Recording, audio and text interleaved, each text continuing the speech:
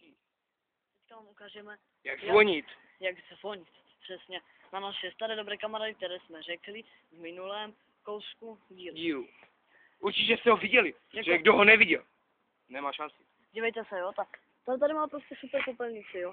Jako ta tam sice nepatří, ale tady stalo jednou křeslo a jsem ho tam celý hodil po kouskách. A to si jako fakt nedělám srandu. Tak jdeme zazvonit, pojď. Jdeme.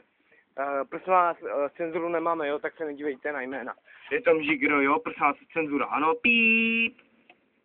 Zvoníme. Zvoníme. A teď Zázrak. A teďka, moment lidi, jo, moment. Teďka se dívejte tady na tenhle balkon. jo. Přímo na ten balkon. Vidíte? Naše hvězda Katýs! Potlev!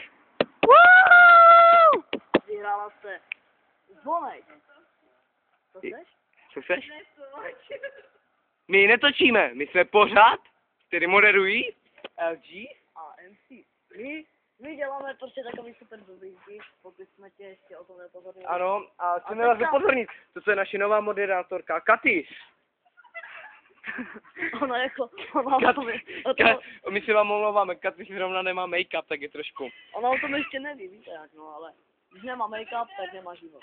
Dobrý den. Dobrý Víte, den. Katýs zrovna nemá make-up, takže nemůžeme s ní zrovna natáčet, ano. Teďka přeložíme na další reportáž, to Dalmatiny černý a bílý.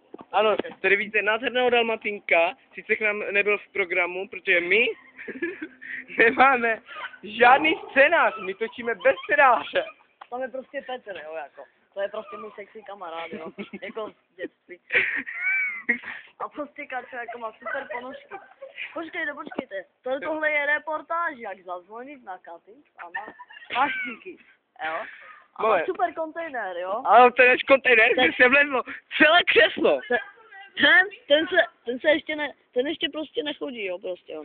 Jo, on se nenaučil chodit, co? Ano, Katýs půjde dolů.